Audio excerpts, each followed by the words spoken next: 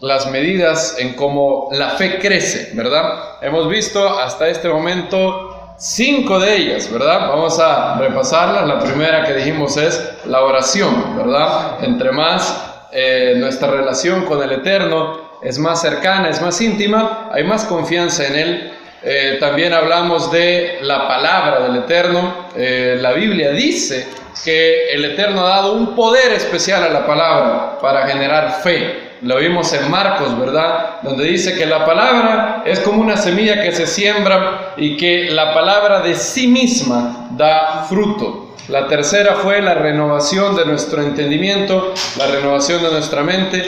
Y hoy vimos la cuarta, de hecho, cuarta, ¿verdad? Hemos visto la cuarta, que es testimonios, el poder de los testimonios y de los testigos creíbles.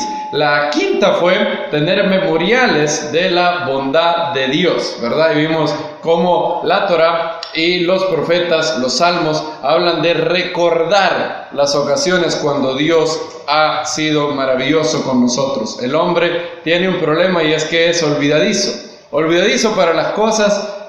Recordamos cosas que deberíamos olvidar y olvidamos cosas que deberíamos recordar. Y para escapar de eso, es bueno llevar un diario personal de fe, donde pongamos las ocasiones donde el Eterno ha respondido poderosamente a cada uno de nosotros. Yo les comenté que tengo precisamente eso en mi correo y añado, cuando hay otra ocasión especial del Eterno en mi vida, añado eso. Hace poco añadí una muy especial que me sucedió, y al hacerlo tenemos un registro personal de las ocasiones donde el Eterno ha guiado nuestra vida, ha respondido a nuestras oraciones, ha sido algo especial con nosotros, y esa es la quinta manera. Hoy quiero hablar de la sexta y la séptima manera. De hecho, cuando empezamos esta serie, yo les dije que íbamos a ver 3 maneras en cómo la fe crece. Y paradójicamente lo que creció también son, mientras leía y estudiaba la Biblia, creció también las maneras en cómo me di cuenta que la Biblia habla de más maneras de las que había pensado en un inicio. La palabra de Dios siempre tiene algo nuevo para todos aquellos que se acercan sedientos a ella. Amén. Y hoy quiero hablar de la sexta y la séptima. La sexta manera en cómo nuestra fe crece es la obediencia. Cuando entre más obedecemos al Eterno, la obediencia genera más fe. Dios en su palabra nos dice que Él ha depositado en la obediencia un poder particular y un poder exclusivo para crecer en la fe a aquellos que le obedecen. Y vamos a ver la data bíblica de este poder de la obediencia. La obediencia en sí es maravillosa, y algo que encontré mientras leía el Evangelio de Juan es que la obediencia y la fe tienen una relación muy bonita. Fíjense cómo está la relación. Es lo que podríamos llamar un círculo virtuoso. ¿Han oído círculo vicioso, verdad? Este es al revés, un círculo virtuoso. Se alimenta a sí mismo. La fe genuina, vimos la vez pasada, que genera siempre, ¿qué? Obediencia. Ahora, miren lo que dice Juan capítulo 14, verso 21. El maestro habla de una recompensa que el Eterno da a aquellos que obedecen. Y entre más obedecemos, más recompensa tenemos en esto. Miren, qué maravilloso. Juan 14, 21 dice lo siguiente. Cuando lo tengan me dicen amén. Dice, el que tiene mis mandamientos y los guarda, noten, habla de obediencia, no solamente conocer cuáles son los mandamientos, el que tiene mis mandamientos y los guarda, ese es el que me ama. Lo que dice Juan, ¿verdad? El que dice que le ama y no guarda sus mandamientos es mentiroso. Y dice, miren, el que me ama será amado por mi Padre y yo lo amaré. ¿Y qué dice? Me manifestaré a Él. Miren, yo tengo subrayada esa frase, me manifestaré a Él. Este verso habla de cosas muy profundas. En primer lugar dice, el que me ama, o sea, el que guarda los mandamientos, será amado por mi Padre y yo le amaré. Ahora preguntémonos algo. ¿ama Dios a todas las personas? Sí. Entonces, ¿por qué Yeshua aquí pareciera hablar de un amor condicional, verdad? No de un amor incondicional. ¿Cómo se explica esto? La Biblia habla que el Eterno nos amó incluso antes de venir a Él. Dice la Biblia que Dios muestra su amor para con nosotros en que, siendo que aún pecadores, el Mesías murió por nosotros. De tal manera amó Dios al mundo. El profeta Ezequiel habla de que Dios casi le ruega al impío que deje su camino. De hecho, Pablo dice en 2 Corintios capítulo 5 que Dios ruega a través de nosotros un mensaje al mundo: reconciliados con Dios. ¿El ministerio de qué llama Pablo eso? De la reconciliación. Entonces Dios ama a todo el mundo, pero aquí el maestro y el doctor Ketriel hablaba de esto, creo en Colombia, habla de un otro nivel de amor. Este amor habla del amor especial, particular de Hashem a aquellos que obedecen. Será amado por mi Padre y yo le amaré. Esto habla de una recompensa a la obediencia. Y creo que los padres pueden entender esto bien. Todo padre ama igual a sus hijos, ¿sí o no? Si aquellos que tienen más de un hijo pueden atestiguar lo que una vez dijimos hace mucho tiempo. Un padre ama a su hijo con todo su corazón. Pero si tiene un segundo hijo, el amor no se divide, se multiplica. Ahora ama a los dos con todo su corazón. Y el Eterno es así. Ahora, supongan que hay un hijo que es rebelde y un hijo que es obediente. Ahora viene un padre y los ama a los dos iguales, ¿sí o no? Sí los ama a los dos iguales. Pero puede ser que este padre tenga una recompensa a su hijo que no va a tener con el rebelde. En otras palabras, esto está hablando de una recompensa por la obediencia. Y esa recompensa es la que cierra el versículo: me manifestaré a él.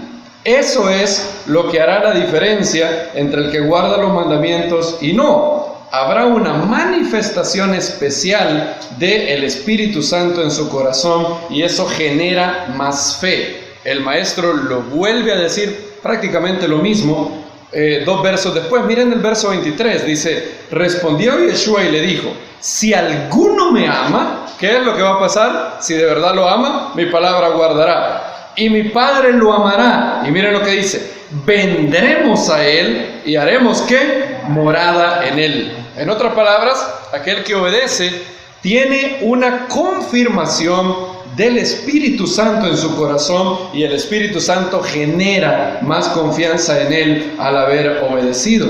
Entonces, vean cómo funciona la relación dinámica de la fe y la obediencia. La verdadera fe genera obediencia.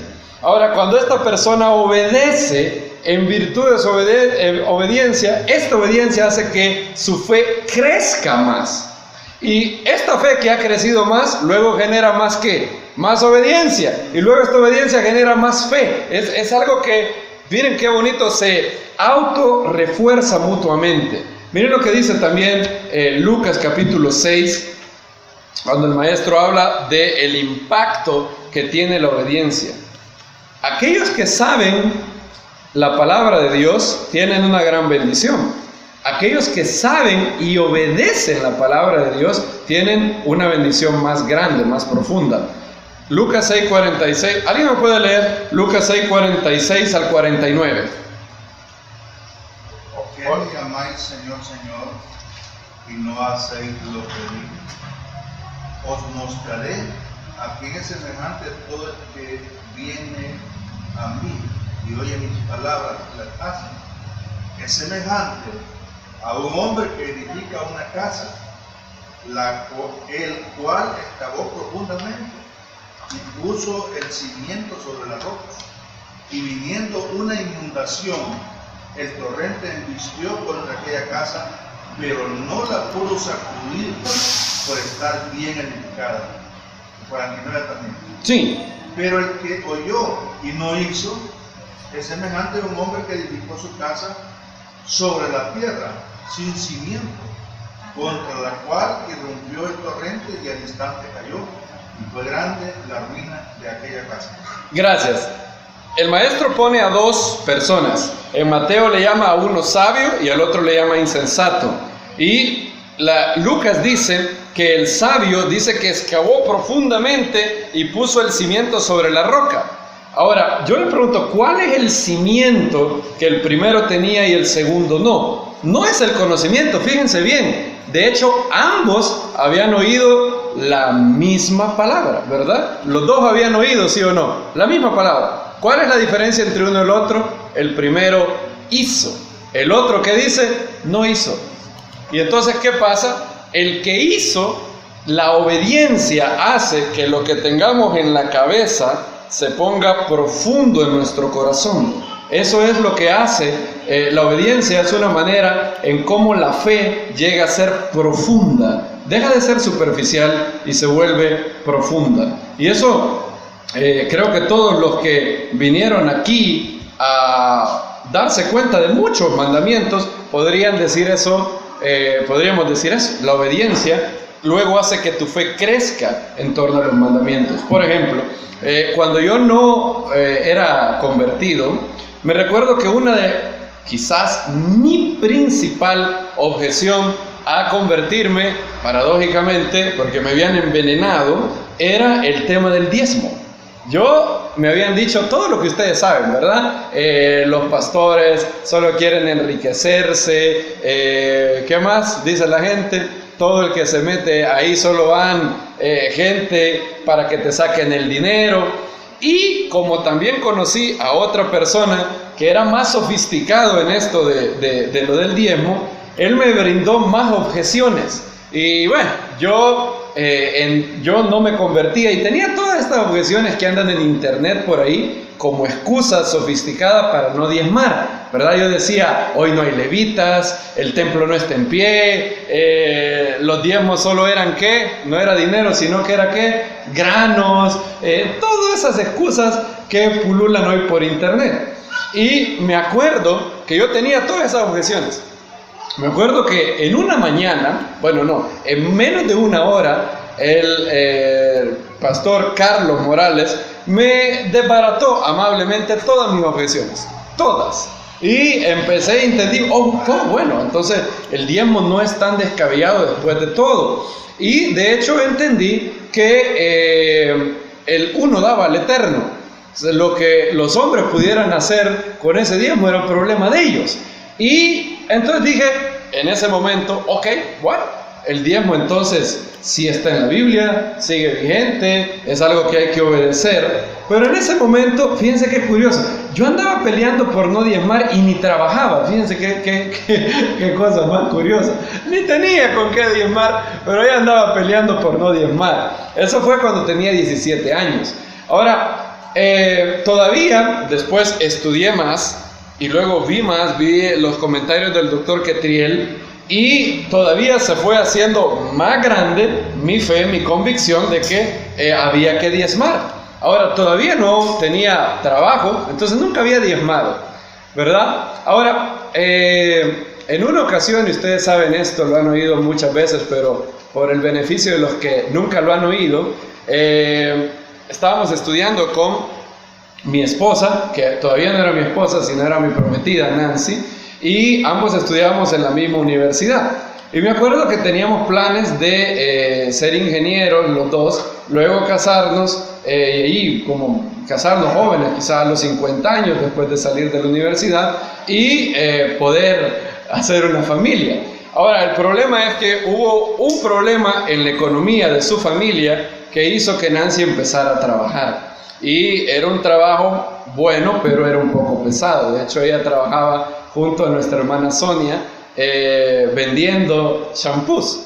Y me acuerdo que la primera semana, una vez yo la vi con las dos bolsas así de shampoo, y me acuerdo que se había requemado tanto, estaba quemadita del sol, y yo me sentía horriblemente, me sentía mal, muy mal. Porque el Eterno ha puesto en el chip de cada hombre, un hombre bueno, obviamente, un hombre cuerdo, el deseo de proveer para su casa, para su familia. Y a pesar de que no estábamos casados, sabía que un día estaríamos, y estaba muy angustiado por eso.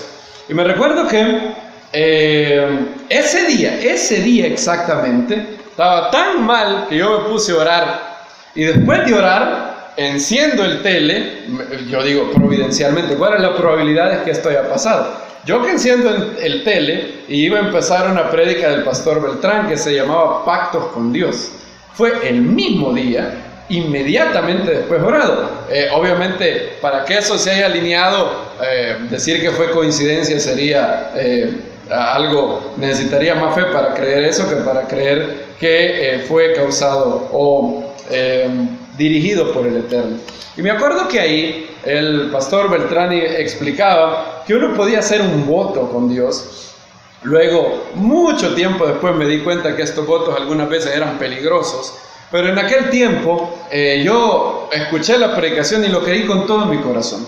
Y él decía, usted puede pedirle a Dios si le da un trabajo que usted va a hacer tal cosa, pero no voy a decirle, si me das un trabajo voy a dejar de andar con la amante. Está loco, decía, si eso ya lo tiene que dejar de hacer, está loco usted, tiene que ofrecer algo que vaya más allá de lo normal, decía. Y me acuerdo, mi oración fue, Padre, bien me acuerdo, nunca me voy a olvidar de eso. Si tú me das un trabajo, yo voy a diezmar de todo. Es más, no solamente voy a diezmar el 10%, yo voy a dar la mitad de mi primer salario. Pero puse una condición, que mi trabajo sea ganando más de $300 y que yo pueda guardar el Shabbat, que no trabaje Shabbat. Esas fueron mis dos condiciones. Si eso pasa, yo doy la mitad de mi salario. Y ni siquiera sabía en qué iba a trabajar. Y me empecé a preguntar, a la edad fue eso en el 2010, eso fue febrero 2010. Sí, febrero 2010. Tenía 22 años. 22 años y me pregunté, ¿qué puedo hacer yo? ¿Para qué soy bueno? Y me dije, nada, no puedo hacer nada. En realidad no puedo hacer nada. ¿Qué puedo hacer? Y me decía Nancy, algo podés hacer.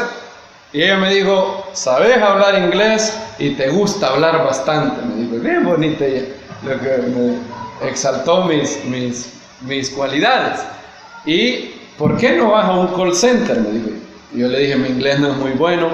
Todavía, bueno, estudié inglés, puedo entender, pero no es muy bueno. Y fui. Entré al primero, me batearon totalmente. Al segundo, fui a dejar el currículum y las 3 veces que me hablaron, fíjense si esto no es caso, ¿cómo puede ser casualidad esto? Las 3 veces que me hablaron, agarré el celular y cuando ya iba a contestar, me colgaba. Y cuando yo volvía a hablar, me tiraba un contestador. Me hablaron de otro call center. Y me acuerdo que fui a uno que ni sabía que existía. Y fui y me dijeron, bueno, me dijo, usted tiene el perfil que nosotros queremos, pero tiene que mejorar más el inglés, un poquito más, usted está un poquito abajo. Refuerce, estudie y en 2 semanas vuelva a venir. Ahora, yo le puedo decir algo que ahora sé, ya estando ahí. Eso no se hace. Nosotros no hacemos eso. En donde yo trabajo, si no le da el inglés, se acabó. Y le dicen, venga dentro de 6 meses. Nunca es dentro de 2 semanas. Ahora, eso yo no lo sabía antes, lo sé hoy, porque ya sé cómo trabaja el área de reclutamiento. Pero bueno, ¿qué le dio a esa mujer de decirme, practique más y venga entre 2 semanas? No sé. Era la mano del Eterno trabajando ahí. 2 semanas leí todos los libros de inglés que había usado en los 10 niveles que había hecho en el curso. Y hablaba, practicaba y fui. Volví a hacer la entrevista y me dice, sí, me dijo, usted queda contratado. Inmediatamente yo dije, ok, ya quedé. Ahora vamos a ver cómo va esto. Ahorita me va a decir, pero necesito que trabaje sábados. Y me dice, solo hay una cosa con los horarios. Y yo dije, ay, no, aquí viene. Todos los horarios que hay ahorita son trabajando domingo y descansando sábado, me dice ella. Y ella me lo dijo así como que malo, ¿verdad? Va a tener que trabajar domingo. Y yo le dije, ¿de verdad? O sea que ¿cuáles van a ser mis días de descanso? Van a ser jueves y sábado, ¿no? Voy a entrar de 9 de la mañana a 7 de la noche el día corto va a ser de 9 a 6 los domingos y va a descansar sábado y jueves.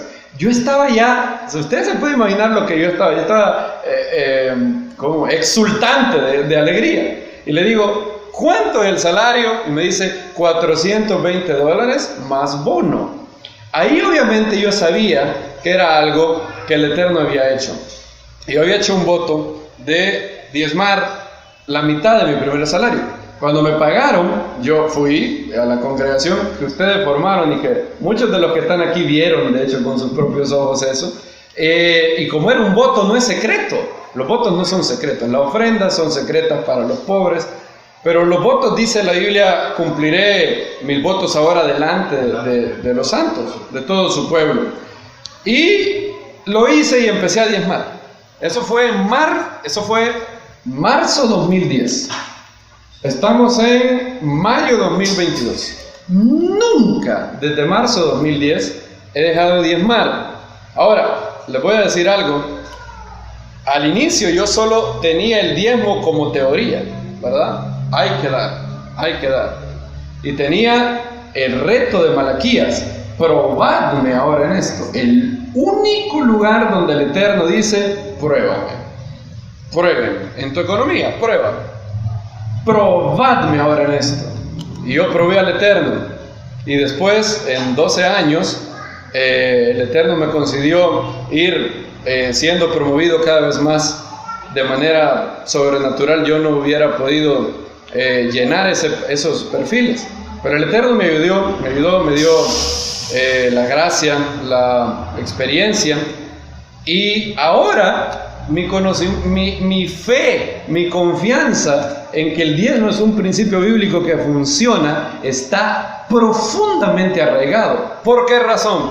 Sé lo mismo que sabía en el 2010, es decir, la doctrina, la teoría sigue siendo lo mismo. ¿Qué cambió? Lo único que cambió es una palabra. ¿Cuál?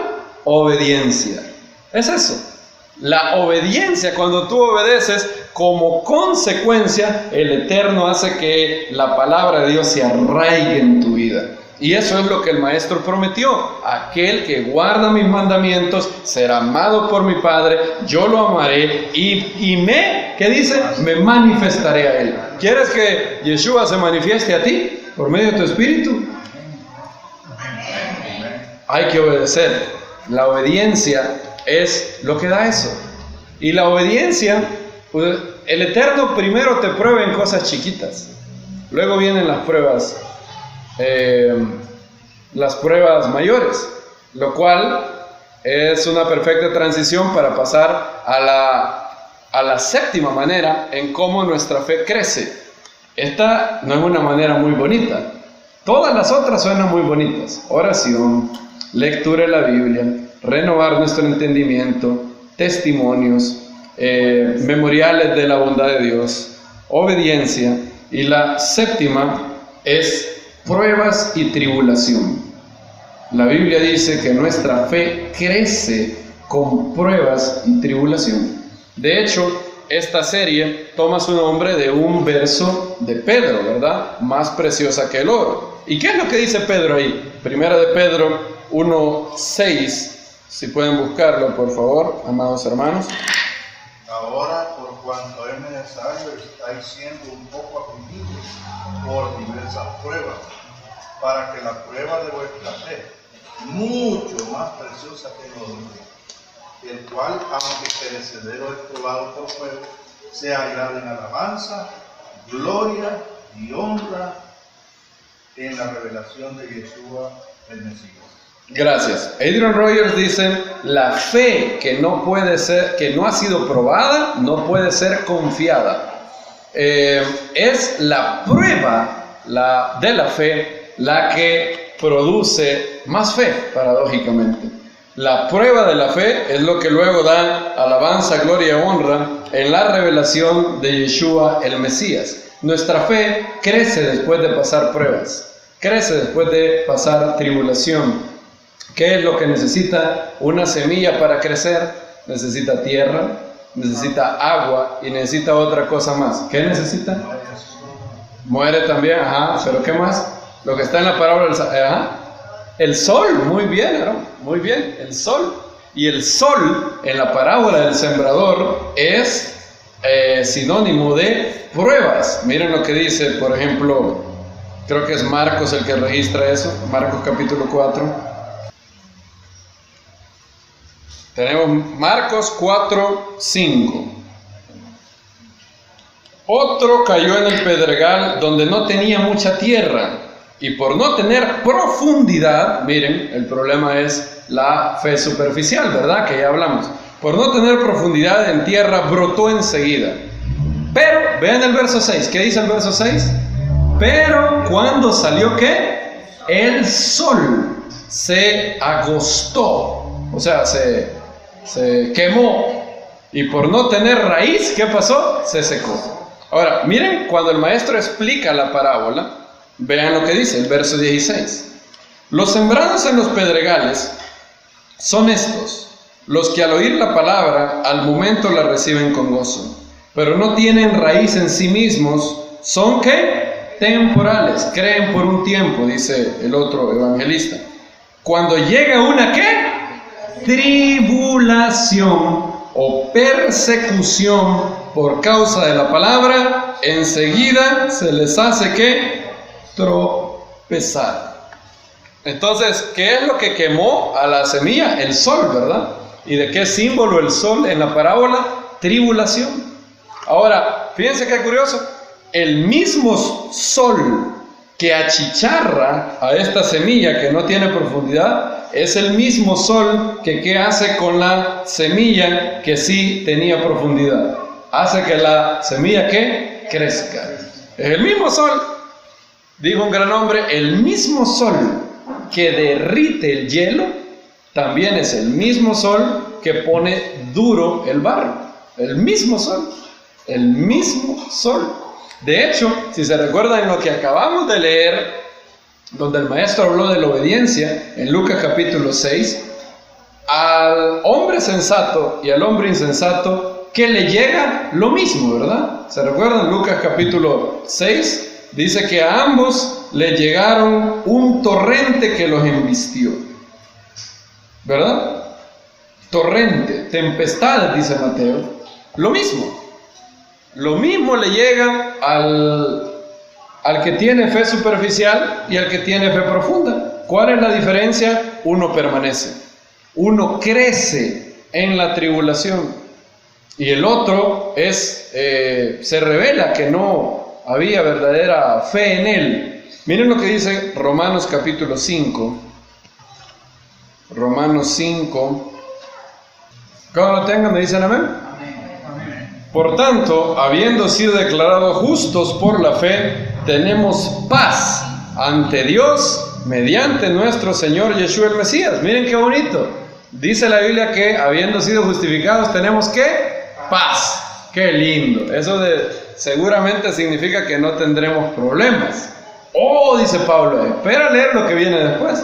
Por medio de quien también hemos obtenido derecha de entrada a esta gracia, en la cual estamos firmes y nos gloriamos en la esperanza de la gloria de Dios. Miren qué bonito, sigue bonito todo. Dice que tenemos la justificación, tenemos paz para con Dios, porque nuestros pecados han sido puestos bajo la sangre de Yeshua. Nos gloriamos en la esperanza de la gloria de Dios. ¿Y qué dice el verso 3? Y no solo eso, sino que también nos gloriamos en ¿qué? Las tribulaciones.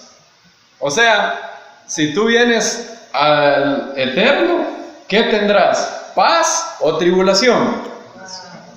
Como dijo el chavo, la respuesta es las dos cosas. Las dos cosas. Paz y tribulación. Paz y tribulación. Eso es lo que nos espera. De hecho, debemos de desarraigar de nuestra mente todas las teologías erradas que hay en nuestro siglo de venderte que al venir a Dios no hay problemas, de que ya no tendrás problemas, de que al venir a Dios, Dios está interesado en hacerte rico, de que al venir a Dios, Él está interesado en hacerte el centro del universo a ti, que tú eres maravilloso, eres grandioso. Todo esto nació, solo en el mundo que vivimos actualmente pudo haber nacido el pretribulacionismo. Creer que Dios no va a permitir que pasemos la gran tribulación. Él va a venir, te va a llevar, te va a dar un tour por los cielos 7 años y no va a permitir eso. Eso te enseña una mentalidad de escapismo, una mentalidad de Dios no permitirá que yo tenga dolor, tenga sufrimiento. Ese no es el mensaje de la Biblia. Es más, todo el mensaje de la Biblia es venir a los pies de Yeshua, aceptarlo como el Señor y Salvador de nuestra vida, porque eso nos da reconciliación con Dios, y aceptarlo venga lo que venga. Ese era el mensaje de los apóstoles, ese era el mensaje eterno de todos los grandes siervos de Dios. Miren Hechos capítulo 14, por ejemplo, cuando Pablo va a pasar, fíjense lo que dice Hechos 14, qué maravilloso es esto. Hechos 14, verso 21. Pablo tiene la idea de volver a pasar en las comunidades que había visitado antes, para darles ánimo. Fíjense, ese es el objetivo de Pablo, él quiere darles ánimo. Verso 21, ¿lo tenemos? Después de anunciar la buena nueva en aquella ciudad y hacer muchos discípulos, regresaron, o sea, llegaron a lugares donde habían predicado antes: Listra, Iconio y Antioquía. Esto no confundir con Antioquía de Siria, esta es Antioquía de Pisidia, en Galacia. A esta Antioquía de Pisidia es una de las comunidades de Galacia, a los cuales Pablo les escribió la carta a los Gálatas. Bien, miren el verso 22. Fortaleciendo los ánimos de los discípulos. Oigan, qué bonito, le fueron a dar ánimos. ¿Qué creen ustedes que les dijo Pablo para darles ánimos? Sigan leyendo. Exhortándolos a permanecer en la fe. Y les decían, pausa ahí, ¿qué les hubiera dicho a estos discípulos? No se preocupen, todo va a estar bien. Miren lo que les decía Pablo: es necesario que entremos en el reino de Dios a través de muchas tribulaciones. ¿Cuánto ánimo le da eso? Bueno, debería darle mucho ánimo. Según la Biblia, Pablo pensó que esa era la mejor manera para darles ánimo, lo cual parece casi una locura para nuestra carne. Si yo les voy a dar ánimos, imagínense que yo venga a decirles, vengo a darles ánimo, hermano, les vengo a decir que les esperan muchos problemas y que así vamos a entrar al reino de Dios teniendo muchas tribulaciones. Noten la palabra muchas, no pocas, muchas. Ese es el mensaje que Pablo da a Antioquía de Pisidia. ¿Cuál es el mensaje que el Maestro nos dio a nosotros? Juan 16, un poquito después. Esto es lo que él está a punto de despedirse de los discípulos. Está en la última cena con ellos. Juan 16, 33. Antes de empezar la oración por ellos, él les dice esto. Estas cosas, bueno, voy a dejar que lo busquen. Juan 16, 33. He aquí viene una hora y ha llegado en que seáis esparcidos cada uno por su lado y me dejaréis solo, aunque no estoy solo porque el Padre está conmigo. Estas cosas os he hablado para que en mí tengáis paz. Miren qué bonito, otra vez paz. Bueno, alguien debió haber pensado, eso significa que aquí se acabaron nuestros problemas. ¿Qué sigue diciendo el Maestro? En el mundo tenéis aflicción, pero confiad, yo he vencido al mundo. El mensaje de la Biblia no es ven al Mesías y no habrán problemas. El mensaje del Mesías es el mensaje de la buena nueva: ven al Mesías, tendrás problemas, pero tendrás a Dios de tu lado para enfrentar esos problemas. Ese es el mensaje, ¿sí o no? Yo estoy con él en la tribulación. Veamos Jacobo, ¿qué dice? Santiago 1, 2. ¿Se acuerdan? Pablo llegó a Antioquía de Pisidia y dijo: debemos de entrar al reino de los cielos a través de muchas tribulaciones. Hermanos míos, tened por sumo gozo cuando os veáis cercados de diversas pruebas. Miren, cómo dice Jacobo que tenemos que estar gozosos de tener muchas pruebas, dice. Cercados, rodeados de diversas pruebas. ¿Por qué razón? Sabiendo que la prueba de vuestra fe produce ¿qué? Paciencia. Miren lo que dice Pablo ahora en Romanos 5. Ven que es el mensaje de toda la Biblia, el mensaje de todos los apóstoles, Yeshua, Pablo, Jacobo, Pedro también, todo el mundo.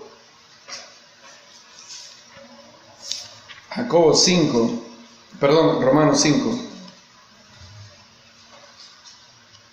Y aquí recuerden 4 palabras con C, mis queridos hermanos. La primera es conversión. La conversión genera conflicto. En el momento que nos convertimos, el infierno entero está en contra nuestra. En el momento que nos convertimos, tenemos 3 enemigos. Cuando tú eres hijo del diablo, solo tienes un enemigo, Dios. Porque tú te constituyes enemigo de Dios, ¿verdad? Dice la Biblia que cuando éramos enemigos, el Eterno mandó a su Hijo. Bien, en el momento que te conviertes, ya no tienes a Dios como tu enemigo. Dios es tu Padre. En ese momento hay 3 enemigos.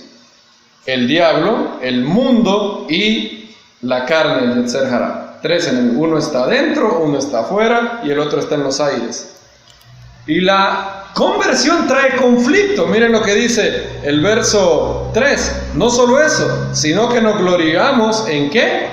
En las tribulaciones. ¿Por qué Dios permite que hayan tribulaciones? ¿Por qué Dios lo hace? Miren lo que produce la tribulación. Sabiendo que las tribulaciones producen constancia, dice la versión de... Esta es la tercera palabra con C. Cuando te conviertes, la conversión trae conflicto. El conflicto trae constancia, madurez. Eso es la razón del conflicto, de por qué Dios permite que seamos probados, de por qué Dios permite que seamos tentados. Cuando tienes una pepita de oro y tiene impurezas, ¿cuál es la única manera de separar la pepita de oro del oro? No hay otra manera. ¿Lo podemos hacer con agua? No. ¿Cuál es la única manera de separar esa impureza del oro? Fuego. Y ahí está el problema. El gran problema que tenemos nosotros es que nuestro espíritu, nuestra voluntad está orientada al egoísmo. Nosotros estamos orientados a ser supremamente egoístas. Entonces, imagínense que Dios quiere transformar eso. Ahora, nosotros tenemos una voluntad que solo quiere 3 personas: yo mismo y conmigo. Eso es lo que el ególatra, y todos nosotros nacemos egoístas desde pequeños. Tenemos una voluntad orientada a buscarme a mí. Dice la Biblia que vendrán tiempos peligrosos porque los hombres serán ¿qué? Amadores de sí mismos. Ahora, ¿está mal amarte a ti mismo? No, está bien. Amarás a tu prójimo como ¿qué dice la Biblia? Como a ti mismo. ¿Saben cuál es el gran problema? El problema es amarte a ti mismo por sobre todas las cosas. ¿A quién debes de amar por sobre todas las cosas? A Dios. Y Yeshua dijo que debemos de amar a nuestro prójimo más que a nosotros mismos. Un nuevo mandamiento os doy, que os améis los unos a los otros como yo os he amado. ¿Y cómo nos amó el Mesías? Más que a sí mismo. ¿Por qué nos amó más que a nosotros mismos? Porque cuando Él puso en la balanza su vida versus nuestra vida, ¿qué prefirió Él? La vida de nosotros. Ninguno tiene más amor que uno dé ¿qué? La vida por sus amigos. Y así, con ese amor tenemos que amar a los demás. Dice Juan que tenemos que poner la vida por los hermanos. Entonces yo me tengo que amar a mí mismo, sí, claro, pero hay 2 personas que tengo que amar más que a mí mismo. En primer lugar, Dios. Y en segundo lugar, todos los demás. ¿Dicen amén a eso? Amén. Considerar a los otros como ¿qué? Superiores a vosotros mismos. Ahora, si hemos sido personas que han tenido la voluntad enfocada en nosotros mismos, les voy a hacer una pregunta. El hecho que ahora tengamos que volcar la voluntad, mis deseos, hacia el bien, hacia obedecer a Dios y el bien de mi prójimo, ¿es algo natural o es algo doloroso? Es algo horriblemente doloroso, porque lo peor que puede pasar para un egoísta es dejar de ser egoísta. Es algo difícil, duele eso. Por eso el maestro lo comparó con una especie de muerte. Él dijo: todo aquel que quiera ser mi discípulo, venga en pos de mí y tome su cruz todos los días. ¿Para qué es la cruz? Para matar al ego. Es dejarlo crucificado ahí. Ya no vivo yo, mas vive el Mesías en mí. Con el Mesías estoy, ¿qué dice Pablo? Juntamente crucificado. Y es algo que se puede hacer, que se debe de hacer todos los días, porque el rey ego retorna todos los días. Lo matas un día y resucita a las 5 de la mañana. Luego tienes que volverlo a matar ese día y luego va a resucitar otra vez. Los niños son egoístas, con todo y que son los más puros y los más bonitos, tienen egoísmo. Pídale algo al hermano y ¿qué dice? Dame. ¿Y qué dice él? No, mío, dice. Hoy ya le están, ya dice la hermana Elvira que no, pero ¿cómo no va a decir eso si es la abuela, verdad? Si, las abuelas para eso están, ¿verdad? Pero el egoísmo lo traemos desde la cuna. Buscamos el yo. Y el Eterno sabe cómo quitar esa impureza en nuestra alma. Y solo se quita con pruebas, con tribulación. Eso es el fuego de la prueba. C.S. Lewis dice así esto. Todo lo que yo les he dicho, C.S. Lewis dice: en el mundo tal como está ahora, el problema máximo del alma es volver a recuperar esta rendición hacia Dios. No somos simplemente criaturas imperfectas que deben ser mejoradas. Somos rebeldes que deben de poner las armas, dice. Tiene toda la razón, ¿sí o no? Sigue diciendo él. La primera respuesta entonces a la pregunta de por qué nuestra curación y por qué Dios permite el dolor muchas veces es que devolver la voluntad en que tanto tiempo hemos reclamado para nosotros mismos es en sí mismo, donde quiera y como quiera que se haga, un dolor terrible. Entregar una obstinación inflamada con perseguir mi gloria personal e hinchada por muchos años de usurpación es una especie de muerte. Y sí, él tiene toda la razón. Y por eso el Eterno permite ciertas pruebas para que nuestra fe sea perfeccionada. ¿De qué vale una fe si no la puedes probar? Cuando hacen un puente, ¿qué es lo que inmediatamente después de hacer el puente hacen? Probarlo. Imagínense que ustedes van por un puente y yo les digo: nadie nunca ha probado ese puente, se ve que es un poco débil. ¿Pasan por ese puente? La piensan 2 veces. Una vez que el puente ha sido probado, es que es digno de confianza. ¿Cuál es la fe que permanece? La fe que soporta la prueba. Esa es la fe que permanece. La fe superficial, cuando es que dice: uy, no, esto no es conmigo, yo me voy, es la fe que no soporta la prueba. Hay varias reacciones a la prueba. Unos pueden resistir a Dios, unos pueden renunciar a la fe, otros pueden huir, pero lo que el Eterno quiere es formar un carácter en nosotros. Eso es lo que genera la prueba, paciencia. Y la paciencia ahí en realidad se debe de traducir como constancia, madurez. Uno puede ser automáticamente espiritual, pero no se puede ser automáticamente maduro. No se puede eso. ¿Se puede eso? No hay manera. ¿Qué es lo que da músculo a tu fe? Las pruebas. Es más, le voy a hacer esta pregunta. Desde que son nacidos de nuevo, ¿cuáles han sido las ocasiones en donde tu fe creció? Yo les puedo decir claramente cuáles han sido esas ocasiones. ¿Saben cuándo fueron? Fue en los momentos más difíciles de mi vida. ¿Dicen amén a eso, sí o no? Es ahí donde la fe crece. Un viejo poema en inglés rima, pero en español no rima mucho. Dice que un hombre dice: di un paseo con la felicidad, y mientras paseábamos me habló todo el día, pero me dejó no tan sabio como era antes de haber salido al paseo. Luego di un paseo con el sufrimiento. No me dijo una sola palabra en todo el paseo, pero, oh Dios mío, qué sabiduría me dejó. ¿Creen ustedes que ese poema es cierto? Yo creo que sí. Yo creo que sí. Miren lo que dice Filipenses capítulo 1:29. Cuando lo tengan me dicen amén. Porque a vosotros os ha sido concedido a causa del Mesías, no solo que creáis en Él, sino también que ¿qué?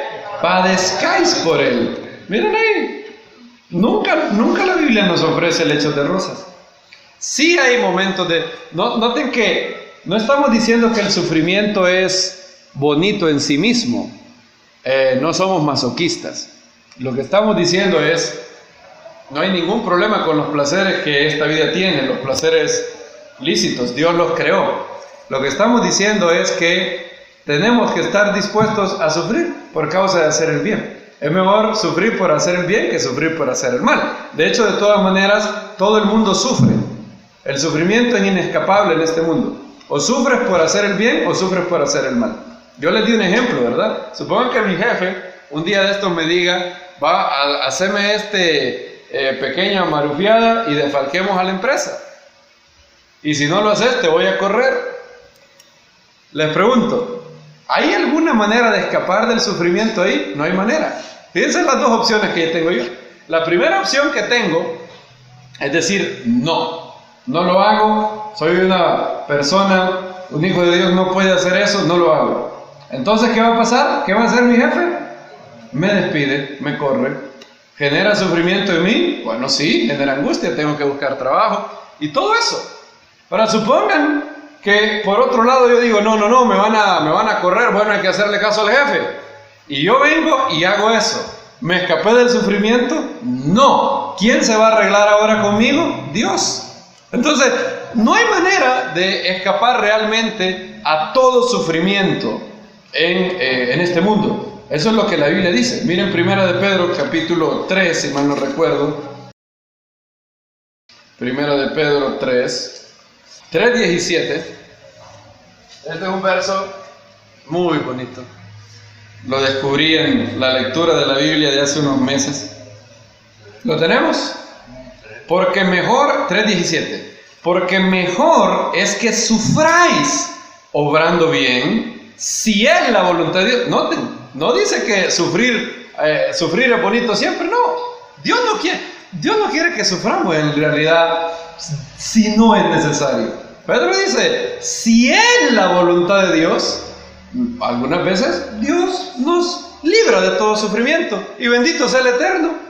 Pero algunas veces Él no nos libra del sufrimiento, sino que está con nosotros y nos guarda a través del valle del sufrimiento. Dice, mejor es que sufráis obrando bien, si lo quiere la voluntad de Dios, que obrando mal. Fíjense qué curioso.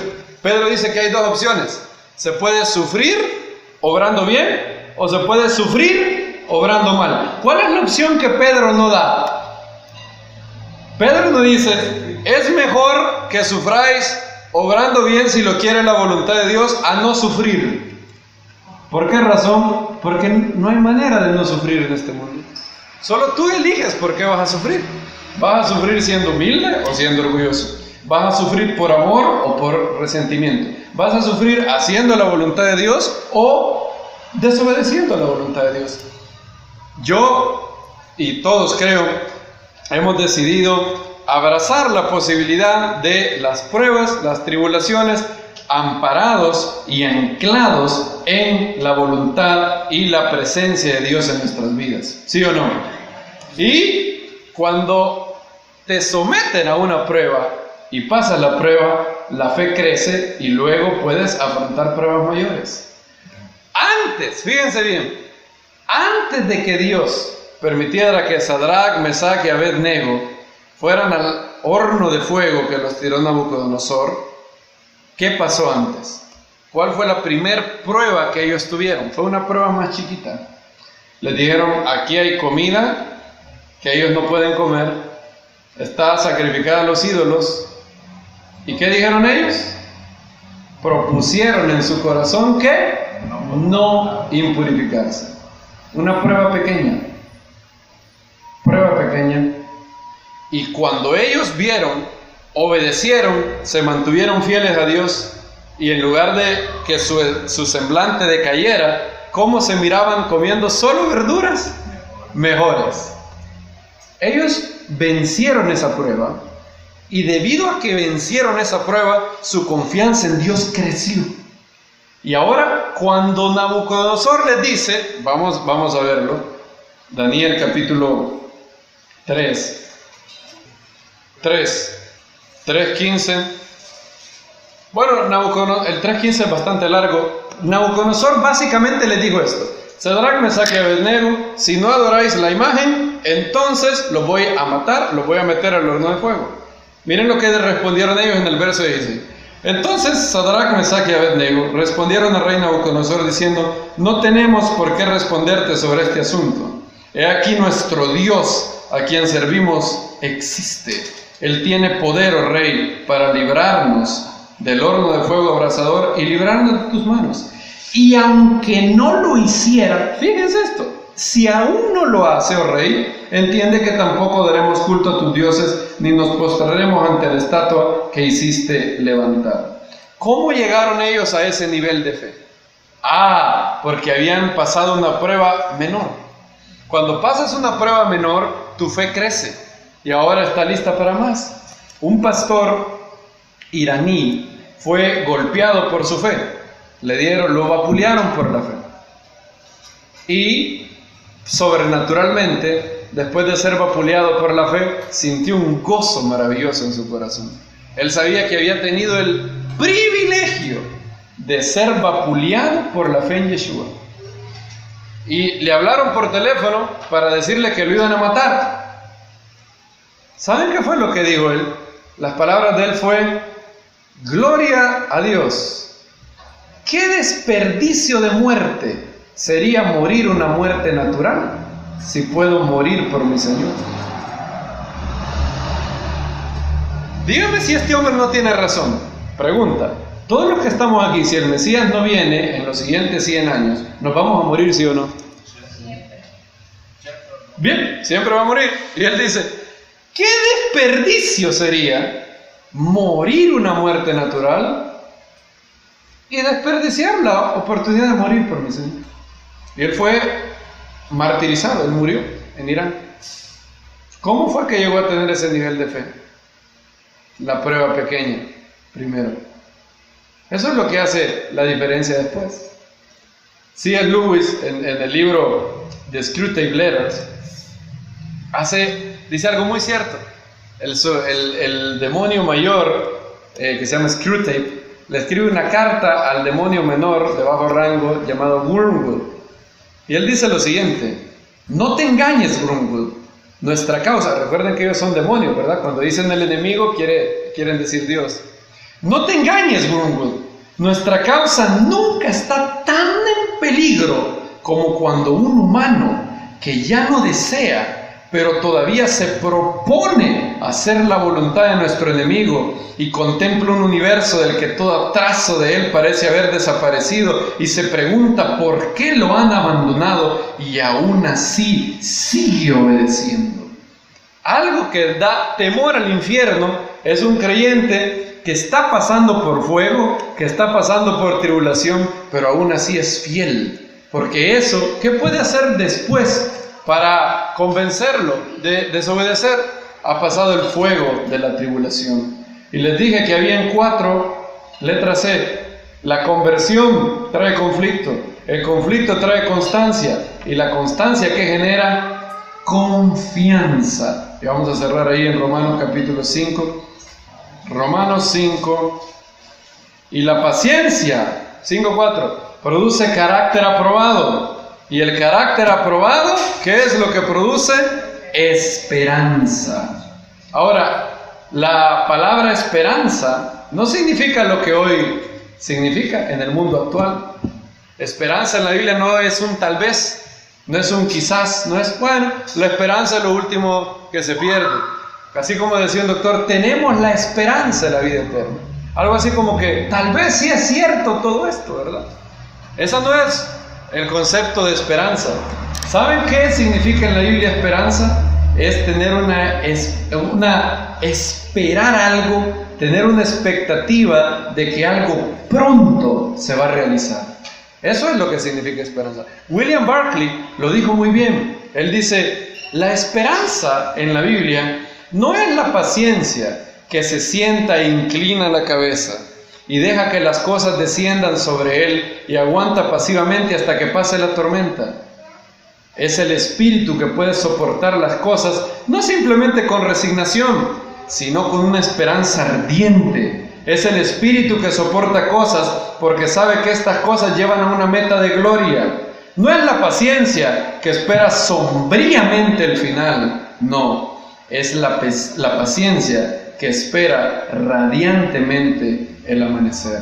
Esa es la esperanza que nosotros tenemos. La venida de Yeshua se llama la esperanza bienaventurada, no el tal vez bienaventurado, no el quizás bienaventurado, la esperanza. Miren lo que dice Hebreos 6 sobre la esperanza. Subrayen ese verso, da el concepto apropiado de lo que la Biblia le llama esperanza. Esperanza es lo que yo estoy teniendo una expectativa de que pronto se va a realizar porque Dios es fiel. No tengo dudas de que eso va a pasar.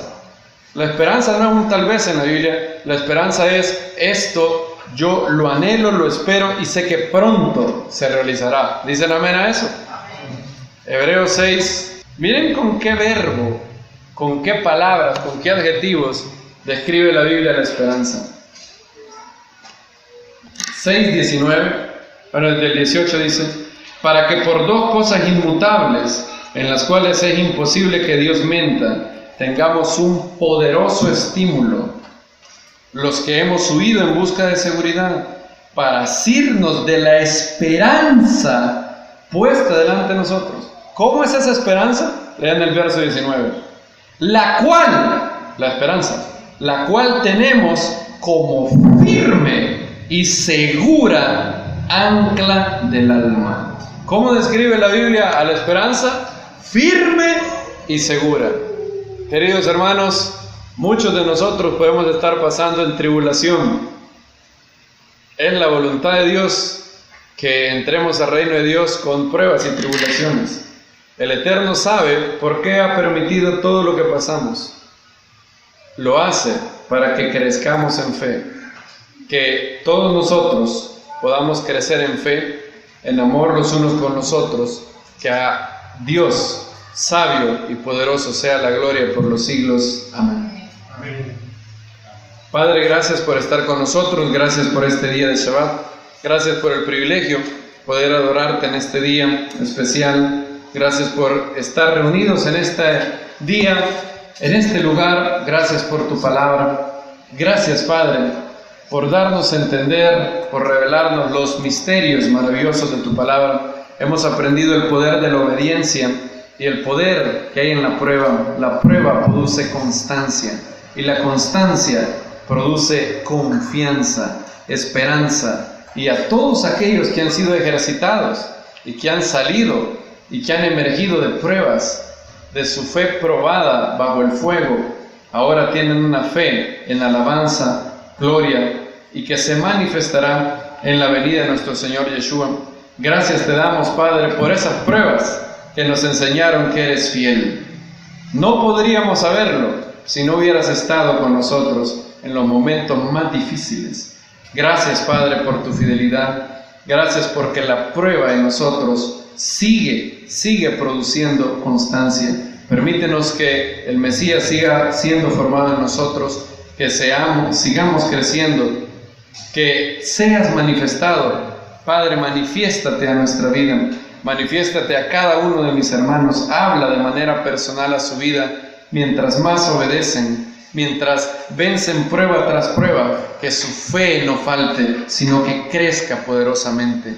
Gracias, Padre, llénanos con tu Espíritu, haz que podamos andar en el Espíritu en esta semana, que todo sea de gran bendición en esta semana, que cada uno de mis hermanos tenga salud, que sean prosperados según prospera su alma, que nuestro país, El Salvador, sea bendecido. Bendice, Padre, a todo aquel que luego oirá esta enseñanza y que sea una semilla que dé fruto a su tiempo. Te pedimos por cada uno de los hermanos en distintos países que están escuchando y que van a ser bendecidos por esta enseñanza de tu palabra. Te pedimos por Israel, por Jerusalén, tu ciudad. Gracias por tu pueblo, te pedimos que los bendigas grandemente y que más y más vengan a la luz de la revelación de tu Hijo, Yeshua, el cual es la imagen del Dios invisible. Te damos muchas gracias y te pedimos que nos lleves con bien hacia nuestros hogares, a los que se van a ir y los que se quedan juntamente con nosotros para contar la cuenta del Omer, que podamos quedarnos en un ambiente de santidad, de gozo, amor los unos con los otros. Gracias, Señor, en el nombre de Yeshua, nuestro Mesías. Que Yahir Razón, amén, amén. Shavuot tov, amados hermanos. Amén.